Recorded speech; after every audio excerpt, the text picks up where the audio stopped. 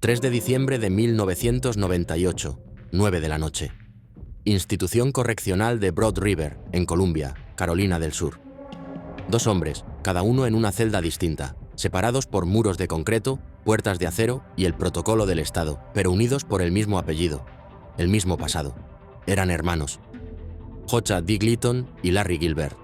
No hablaban, no hacía falta. El silencio entre ellos ya era familiar. Ambos sabían lo que venía después. La camilla los estaba esperando y les quedaban menos de 24 horas de vida. Durante décadas lucharon para cambiar su destino, apelación tras apelación, con abogados persiguiendo cada tecnicismo, cada retraso. Algunos tribunales escucharon, unos pocos incluso otorgaron suspensiones temporales. Pero el tiempo se agotó, el Estado dijo que no, los tribunales dijeron que no, y ya no quedaban salvavidas a los que aferrarse. Y aún así, justo cuando parecía que todo había terminado, un giro inesperado en la sala de audiencias casi detuvo la ejecución. Entonces, porque Carolina del Sur decidió seguir adelante, y que hacía a estos 2 hermanos diferentes de cualquier otro hombre en el corredor de la muerte. Para entender cómo se llegó hasta aquí, hay que retroceder antes de los juicios, antes del caos, antes del momento que lo cambió todo. J.D. Gleaton nació en 1945. Su hermano menor, Larry Gilbert, en 1955. Crecieron en el condado de Greenwood, Carolina del Sur, chicos comunes de un hogar común. Su infancia, sin incidentes, al menos desde fuera, pero tras bambalinas, se tejía otra historia. Hacían todo juntos, jugaban al béisbol, se escapaban de la escuela, compartían secretos. Luego vino la oscuridad, compartían pastillas, compartían agullas, compartían rabia. Y con el tiempo, eso se volvió mortal. Para el verano de 1977, ya no eran solo hermanos, eran socios en el crimen. 12 de julio de 1977, ese fue el día que todo cambió. Estaban drogados, los dos, vagando por Cayce, Carolina del Sur, desesperados por conseguir más droga, pero en cada esquina que giraban no encontraban nada, y pronto la desesperación se transformó en algo peor. Giraron el auto hacia South Congaree, pasaron por una pequeña gasolinera y tomaron una decisión que no podían dejar. Eran cerca de las 2 p.m. La estación estaba tranquila. Solo un hombre detrás del mostrador, Ralph Samuel Stoudemire, de 44 años, el dueño.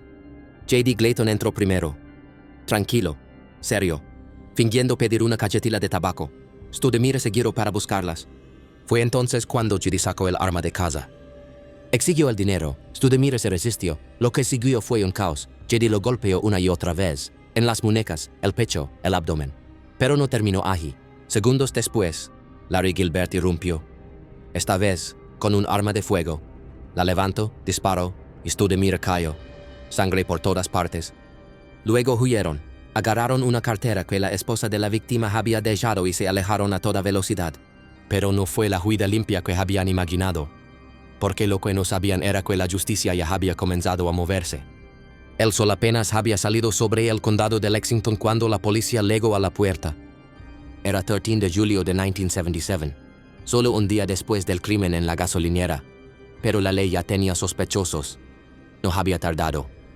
Las pistas eran frescas. La evidencia, condenatoria. Y el hijo de Ralph Stoudemire lo había visto todo. Había observado, desde el otro lado de la calle, impotente, cómo su padre salía tambaleándose de la estación, herido, destrozado, con la mano extendida, señalando al auto que acababa de acabar con su vida. 45 minutos después, Ralph murió. Su hijo nunca pudo despedirse. La autopsia fue brutal. Una herida de bala en el pecho, no muy profunda, pero fatal. 2 cortes en las muñecas y 5 heridas en el torso. Pero fue solo una, la que atravesó el corazón de Ralph, la que selló su destino. El patólogo no dejó lugar a dudas. Esa única herida fue suficiente para matarlo. ¿Y quién la provocó? Lo hizo con intención. Esa mañana, J.D. Gleaton y Larry Gilbert fueron arrestados. Otros 2 hombres también fueron detenidos, pero fueron los hermanos quienes confesaron primero. Sin rodeos, sin excusas, confesaron. Y eso fue todo. No había forma de retroceder el tiempo. No habría segundas oportunidades. Gleaton y Gilbert fueron acusados de quitarle la vida a un hombre. Le habían quitado la vida a alguien. Y ahora, el estado de Carolina del Sur estaba listo para quitarles la suya. 4 de diciembre de 1998, 7 a.m. el aire dentro de la institución correccional de Broad River estaba quieto, pero cargado. En 2 celdas separadas, a solo unos pasos, pero a mundos de distancia, J.D. Gleaton y Larry Gilbert esperaban. Esperaban lo único que los tribunales aún podían darles. Ya estaba cerca, incómodamente cerca. No más apelaciones, no más mociones, No más suspensiones. La esperanza se había secado, como todo lo demás. Ya habían pasado por el juicio. Sabían cómo trataba el Estado de Carolina del Sur a quienes le quitaban la vida a otro ser humano. Cómo hablaba la ley, con frialdad y firmeza. Fría y clara. Según la ley estatal, quitar una vida merecía la pena máxima. Y en este caso, así fue. El fiscal Donnie Myers, el primer fiscal en Carolina del Sur en solicitar la pena capital después de que fuera restablecida apenas un año antes, decidió convertirlos en un ejemplo. Y el jurado lo siguió. 3 de octubre de 1977, Condado de Lexington. El veredicto legó rápido, culpables. 4 días después, el 7 de octubre, ambos hermanos, J.D. Glayton, de 32 años, y Larry Gilbert, de 23, fueron sentenciados a pena de muerte. El jurado no dudó. Fue unánime. Y el juez tampoco se contuvo. El juez de circuito Rodney A.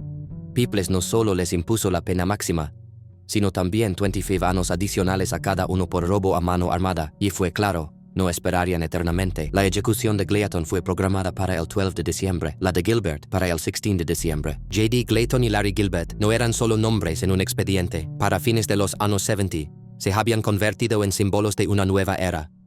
Carolina del Sur acababa de reactivar la pena capital. Después de que la Corte Suprema de los Estados Unidos anulara las leyes de condena vigentes en 1976, Carolina del Sur, como muchos otros estados, se apresuró a reescribir sus reglas. Para el verano del 77, el nuevo sistema ya estaba en marcha, y los hermanos fueron los primeros en la fila. Su caso se volvió parte de un punto de inflexión en la historia legal de Carolina del Sur, dos hermanos en el centro de un sistema que buscaba demostrar su autoridad. Pero la ley no siempre se mueve en línea recta. Lo que un día parece definitivo, al siguiente puede tambalearse. 2 de octubre de 1979, 2 años después de que fueran condenados por primera vez, la Corte Suprema de Carolina del Sur intervino. Las condenas permanecieron, pero las sentencias no. Un tecnicismo legal, un fallo procesal, algo pequeño pero suficiente para resquebrajar lo que ya parecía un final celado. La corte no los llamó inocentes, no cuestionó la brutalidad del acto, solo dijo, vuélvanlo a intentar. La orden fue clara, regrésenlos, vuelvan a sentenciarlos, que otro jurado decida. Para los hermanos fue un destello, una pausa en la cuenta regresiva. Sus abogados lo llamaron esperanza, pero esa esperanza duró poco. Si historias como esta te interesan, considera suscribirte. Siempre hay más detrás de los titulares. Febrero de 1980, un nuevo jurado se reunió para revisar el mismo horror. El piso de la gasolinera manchado de rojo, el informe forense, el hijo que vio morir a su padre. No hubo nueva imagen, no hubo redención, solo formalidad legal. El 26 de febrero, legó el veredicto, la pena máxima, otra vez. Para ambos, el mismo martillo, el mismo resultado, sin clemencia, sin concesiones. Glayton y Gilbert salieron de esa sala con la misma sentencia con la que habían entrado. Solo que ahora entendían mejor su peso, comprendían el proceso, ya habían estado al borde una vez, y ahora lo caminaban de nuevo, más lento esta vez, más cruel, con menos espacio para respirar. Pero aún no estaban listos para rendirse. Todavía tenían voces, abogados y tecnicismos por perseguir. El calendario legal les dio algo de tiempo. Los días se convirtieron en meses, luego en años. Las fechas de ejecución se desvanecían como espejismos. Pero la Camila no los olvidaba. La orden de ejecución podría retrasarse, pero nunca se canceló. Se convirtieron en figuras fijas del corredor, atrapados en un limbo. Pero lo que nadie vio venir fue que el sistema aún no había terminado con ellos. Todavía no. Carolina del Sur no titubeaba. Si se quitaba una vida, las consecuencias eran severas. Y en este caso, la violencia fue aún más allá de una vida perdida. No fue un accidente. Fue intencional, despiadado y presenciado por un hijo en los últimos momentos de su padre. El fiscal Donnie Myers lo había dicho claramente durante el primer juicio. Este era el tipo de caso para el cual se escribió la pena máxima. No tardaron mucho. Tras recibir su segunda sentencia, J.D. Glayton y Larry Gilbert comenzaron a presentar apelaciones sin descanso. Lo vieron los escritos, los argumentos se apilaron, los abogados volvieron a exponer su caso una y otra vez. Pero nada cambió. El 14 de septiembre de 1981, la Corte Suprema de Carolina del Sur rechazó directamente su segunda apelación, confirmando el veredicto original. La sentencia seguía vigente. Se fijó una nueva fecha, 6 de noviembre de 1981. Pero pocos días antes, la Corte Suprema de los Estados Unidos intervino y detuvo todo. Una nueva pausa legal, un breve destello de esperanza. Los hermanos esperaron en sus celdas, aferrándose al momento. sin saber si era una oportunidad real o solo otro retraso en el largo y frío camino hacia la Camila. Pero la esperanza no dura para siempre. El 17 de mayo de 1982, la Corte Suprema de E.U. cerró el caso, otra vez. En una decisión de 7 contra 2, el alto tribunal desestimó sus apelaciones. La sentencia se mantenía. Seguían condenados. 2 años después, lo intentaron de nuevo. Otra apelación conjunta, otro intento legal desesperado. 28 de mayo de 1984. Rechazada. La corte no se movió, el Estado no cedió, y los hermanos, aun sentados en el corredor, vieron cómo sus opciones se derrumbaban, una por una, como fichas de dominó cayendo. Pero justo cuando los titulares se apagaron, un juez federal dijo, nos equivocamos, y todo cambió. 27 de agosto de 1996. El juez federal de distrito Charles Weston Houck emitió un fallo que nadie esperaba. Les concedió a los hermanos un nuevo juicio. Según Houck, se habían violado los derechos constitucionales tanto de Gleason como de Gilbert. El juez del juicio original, dijo, había dado instrucciones indebidas al jurado, afirmando que el simple uso de un arma bastaba para probar la intención maliciosa. Una lógica que la Corte Suprema de E.U. ya había declarado inconstitucional en 1988. Parecía que el sistema había cometido un error. El 29 de julio de 1997, el Tribunal de Apelaciones del FOR, de Grey Circuito respaldó al juez Houck. Confirmaron la decisión de anular las sentencias de los hermanos y ordenaron un nuevo juicio. No se trataba de un simple tecnicismo. Era una revocación completa del fallo. Según el tribunal, las instrucciones originales al jurado habían sido erróneas. La pena, al menos por ahora, quedaba fuera de la mesa. Debería haber sido una victoria, pero no lo fue. A las pocas horas del anuncio, manifestantes comenzaron a reunirse frente al Tribunal Federal. Levaban pancartas, gritaban por megáfonos. Algunos pedían que se destituyera al juez Houck. Otros exigían que los hermanos fueran devueltos inmediatamente al corredor. No se hablaba de redención. No se hablaba de reforma judicial. Solo había rabia y una profunda sensación de que algo había salido muy mal. Para el público, esto no se trataba de tecnicismos legales ni de instrucciones al jurado. Se trataba de Ralph Stoudemire, el dueño de una gasolinera, golpeado, baleado y dejado morir. Se trataba de 2 hermanos que confesaron haberle quitado la vida. Y se trataba de las familias que levaban décadas esperando ver que se hiciera justicia. 22 de enero de 1998. La sala del tribunal estaba en silencio cuando los jueces del FOR, de Grey Circuito, regresaron a sus asientos. Meses antes, habían votado para revocar las condenas de J.D. Gleason y Larry Gilbert. Un rayo de misericordia, una pausa en la maquinaria. Pero ahora, bajo una presión inmensa, la Corte se había reunido nuevamente, esta vez para reconsiderar su propia decisión. Y cambiaron de opinión. En un fallo que sacudió al equipo defensor de los hermanos, el tribunal se retractó. Las sentencias fueron reinstauradas, las condenas restablecidas. Técnicamente sí, las instrucciones originales del juez al jurado habían sido inconstitucionales. Pero esta vez, la Corte lo calificó de error inofensivo. En otras palabras, irrelevante. El resultado, dijeron, habría sido el mismo. No habría nuevo juicio. Charlie Condon, el fiscal general de línea dura de Carolina del Sur, respaldó el fallo con contundencia. El jurado los habría declarado culpables de cualquier forma. Dijo, el resultado siempre iba a ser la muerte. No dudo, no se inmutó. Lo llamo justicia. Para los hermanos, fue la caída final. Todas las puertas legales se cerraban, y todos, desde sus abogados hasta el personal de la prisión, lo sabían. La lucha prácticamente había terminado. El 5 de octubre de 1998, legó el golpe final. La Corte Suprema de los Estados Unidos rechazó sus apelaciones finales. La última línea de defensa, desaparecida. Y con eso, el fiscal general de Carolina del Sur actuó con rapidez. Presentó formalmente una petición ante la Corte Suprema Estatal para programar las fechas de ejecución, no solo para los hermanos, sino también para otros 4 hombres. El plan era claro. El Estado estaba listo para limpiar la casa. El tribunal respondió con una precisión brutal. Se emitió una orden formal. J.D. Gleason y Larry Gilbert serían ejecutados juntos, uno al lado del otro, el 4 de diciembre de 1998. Otros 4 hombres, Louis Joe Truesdale Jr., Andrew Laverne Smith, Ronnie Howard y Joseph Ernest Atkins, recibieron fechas asignadas para las semanas siguientes. Fue una ola de sentencias, fría, organizada, final, y la viuda de Stoudemire, Ella no asistiría. Después de más de 2 décadas, había hecho las paces con la ausencia de su esposo. Pero los hermanos aún no habían terminado. No todavía. Con el tiempo agotándose, recurrieron a su última esperanza, la clemencia. Presentaron una súplica desesperada al gobernador de Carolina del Sur, David Beasley. La petición era clara: conmutar la sentencia, salvar sus vidas. Beasley la leyó, luego la dejó a un lado. Rechazada, sin clemencia, sin indulto, en un último suspiro de resistencia, Clayton y Gilbert enviaron una última apelación a la Corte Suprema de los Estados Unidos. La solicitud llegó justo cuando comenzaban los preparativos del protocolo. Sus abogados suplicaron una suspensión. Incluso 15 minutos podían marcar la diferencia.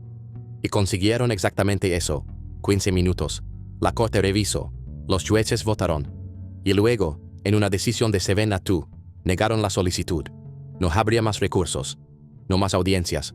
No más tiempo. El reloj finalmente se había detenido. Y ahora, lo único que quedaba esperando era la Camila. 5 p.m., 4 de diciembre de 1998. Institución Correccional de Broad River, Carolina del Sur. El sol se ocultaba detrás de los árboles, proyectando sombras largas y frías sobre los muros de la prisión. Dentro, bajo vigilancia de ejecución, 2 hermanos esperaban en celdas separadas, cada uno esperando el final. J.D. Gleaton, Larry Gilbert. Durante meses, sus nombres habían recorrido salas de tribunales, sepultados bajo mociones legales y súplicas de último minuto. Pero esa noche, todo eso había desaparecido. No había más demoras, ni más apelaciones. El sistema había hablado y quería quitarles la vida. Los agentes penitenciarios caminaron por el pasillo en silencio, deteniéndose primero frente a la celda de Gilbert. No se resistió. Ya no había nada contra que luchar. Cuando le preguntaron qué quería como última cena, Gilbert no dudó. Un plato de pescado, pan de maíz, ensalada, papas fritas, pastel de nuez y té. Era una comida abundante, rica, intencional. No una simple petición, sino un último momento de control. Los agentes asintieron y se marcharon. Luego entraron en la celda de Gleaton. Estaba más callado, menos sereno. Cuando le preguntaron, dio su orden con calma, casi automáticamente. Un rolo de canela, pudín de plátano, queso y jugo de naranja. También se lo llevaron, y ambos comieron, lentamente, en silencio. No cruzaron palabra esa noche, no a través del concreto ni del acero que los separaba. Al caer la noche, se permitió la entrada de familiares y amigos, momentos breves, un abrazo final, una mirada, una oración, nada más. Entonces llegó el momento. 6 p.m. la puerta de la celda de Larry Gilbert se abrió. Los guardias lo escoltaron con firmeza, pero con cuidado, por el pasillo, bajo las luces titilantes, hasta la cámara. La Camila estaba en el centro, fría, clínica, esperando. No luchó, no gritó. Subió a la mesa, se recostó y miró al techo. Mientras las correas de cuero se apretaban sobre sus brazos y piernas, bajaron un micrófono a su boca. El director de la prisión le preguntó si tenía unas últimas palabras. Gilbert carraspeó, y luego habló, ni fuerte, ni desafiante, pero lo bastante claro. Pidió perdón a la familia de Ralph Studemire, a su propia madre, al pueblo de Carolina del Sur. Dijo que había hecho las paces con la muerte, que estaba listo. Estoy listo para morir por lo que hice. Y con eso, el ejecutor dio la señal. El primer medicamento entró en la vía intravenosa, un sedante, que lo llevó a un letargo suave. El segundo, parálisis. El tercero, cloruro de potasio. El golpe final. En minutos dejó de respirar. 6:37 p.m. Larry Gilbert había muerto. Pero esa noche, aún no había terminado. El siguiente era J.D. Gleaton. El pasillo frente a su celda estaba en silencio, un silencio inquietante. No había cadenas arrastrándose, ni guardias gritando. Solo el sonido de botas sobre el linóleo y el zumbido bajo de las luces fluorescentes del techo. A las 7 p.m., Gleaton fue escoltado fuera de su celda. Recorrió el mismo camino que su hermano menor había tomado minutos antes, por los mismos muros, bajo las mismas luces frías, rumbo a la cámara. Estaba tranquilo, resignado, y cuando las correas se ajustaron sobre sus brazos y tobillos, no se resistió. Miró hacia el techo, se bajó el micrófono una vez más, y entonces Gleaton habló. Pidió perdón, no solo a la familia de Ralph Studemire, sino a todos los afectados por el crimen. Pero a diferencia de Gilbert, había frustración en su voz, un amargor silencioso. Sus últimas palabras no lo ocultaban. He cumplido una cadena perpetua en el corredor por más de 21 años, y ahora tengo que ser ejecutado. Sentía, según sus propias palabras, que había sido castigado 2 veces por el mismo acto. Pero no importaba cómo se sintiera, los medicamentos ya estaban listos. Poco después, comenzó el proceso de inyección letal, y como si fuera un suspiro, su respiración se fue desacelerando. Su cuerpo quedó inmóvil.